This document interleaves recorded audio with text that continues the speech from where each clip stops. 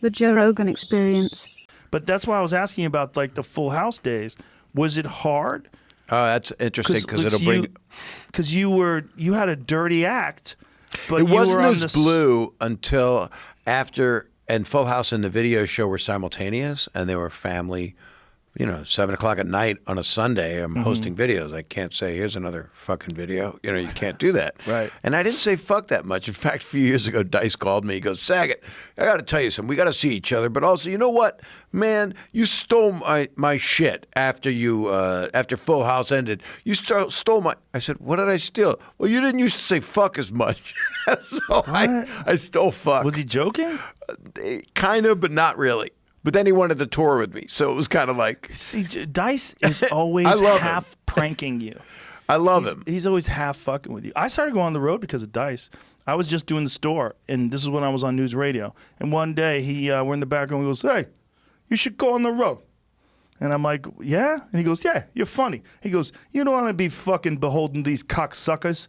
He goes, these motherfuckers and their movies and their shows. He goes, you go on the road and you make a good living. And I was thinking about it, I was like, why don't I go on the road? So I just started booking gigs. I literally just listened to him. Because first of all, I'm 27 years old. I can't believe Dice is talking to me. Right. And I'm like, I'm talking to Dice? And then he tells me to go on the road. I was like, he's right. Why don't I go on the road? So I started doing gigs here and there. And then when I really started going on the road, was when I left the store. That 2007 time when I left the store, that's when I started touring. That's when I really started touring. Because I was kind of angry, too.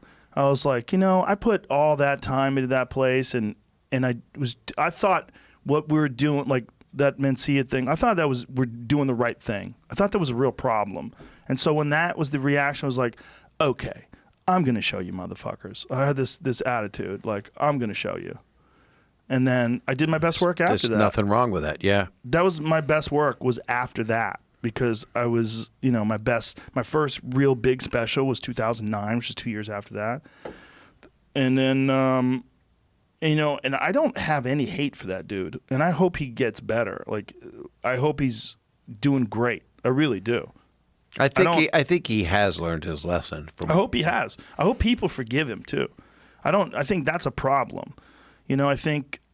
Many people have had it, Some real famous people have had it. No, I don't mean that. Yeah, many people have had that, like Robin, right? A lot of people had that stealing people's and his material. loss is so, and his talent is so gigantic that he was just a vacuum cleaner of stuff. He didn't, yeah. And I loved him beyond. And he was so thing, right? Yeah. He's from every 100 years a Robin Williams comes through. This is what. You brought up what was going on doing those family shows and then doing stand-up. Yeah. Richard Jeni comes into play here. This is kind of an interesting thing that you brought him up because he hits me in the solar plexus. I did a special while the two shows were in the top 10, Full House and America's Funniest Home Videos. Those long names to say. They sound like I'm saying porn when I say the names of the shows. That's Really? like dirty to me. Full House. Oh, that's so filthy, Bob. But I love doing family entertainment. That's my...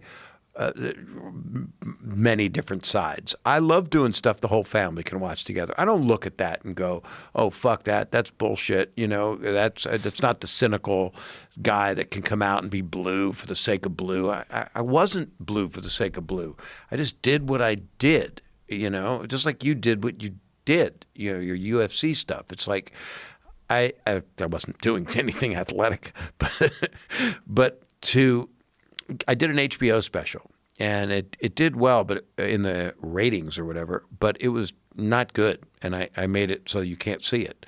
And Richard Jeni loved it, and he would say to me, "I loved that special," and I was saying fuck in it, but it was like an hour long, and it took a half an hour. It was about me being in a dream, missing my gig, so I was trying to make a film because I wanted to be a filmmaker, and then the next half hour was basically a half hour of stand-up, and I just didn't do any of it right, but there were a couple really funny moments in it, a couple good bits, and Richard told me he thought it was one of the funniest specials and most inventive that he'd ever seen, and I was always thrown by that, and I started to get more like, well, what do I want to do in stand-up? And I was like, I just want to make people laugh. I just want to. And then when the shows ended, I started directing some stuff, and then I did a special called That Ain't Right, and that was the HBO special that upset a lot of people and also put me in Rolling Stone and Newsweek and all these That things. was because it was dirty. It upset I said people. fuck a lot because I was at But NY. subject matter as well, no? Yeah, a little bit. I used fuck as a verb a few times. I don't you know, if it's expressive. Right, but it was your I mean, it's it what I found upset people funny because that's what you had always been doing, but they didn't expect that out of you because they wanted Full House and America's Funniest Home Videos. But who would go to see that? What am I going to do? Hug people and clean? It's well, like, they wanted that sort of Howie Mandel thing. Like but Howie's does blue. That. He is blue sometimes, but not anymore. No, you he's still. But he does stand up. I saw him at the Laugh Factory. He was actually talking about the dangers of doing a bit that could get him fired from the show. Oh. He actually talked about that on stage, that if he says anything wrong, I mean, he's on the squeakiest of squeaky family entertainment. He went from Deal or No Deal to this other thing that he's doing now. What is he, America's Got Talent? Or Yeah. Yeah. I mean, I've been talking to him a lot. He's a great guy. He's a great guy, and he's had a lot of mental health issues that he talked about in the book, and his OCD is just the outskirts of it. How bad is it now with the fucking coronavirus? The guy's always been he's holding on. A germaphobe. Yeah. To have the whole world rightfully so, by the way. Somebody wrote that down. The whole world is Howie Mandel now. Yeah, I said something like he's a prophet. I forget who it was. I forget who wrote. Maybe it was Gaffigan. Someone said that like that. Someone had a quote like that. I love Jim. Oh, he's great. But anyway, so, I don't know why people think that you're like a character you play in something. Well, because you played that character for a long time. For so long, and this was pre-social media. This was pre-podcast. They just associated, like Bill Cosby, okay? For the longest time, people thought Bill Cosby was I got it out this on sweet stage. guy. Bill always was offended that I talked blue on stage because he said, you don't need it. And when I would see him, I would almost hear like he's saying motherfucker in between. What did Bill Cosby think about Kinnison? I want to know that. I would have loved to have seen that. I'm sure he just disapproved anything blue. But the truth is, look what he acted out in his real life.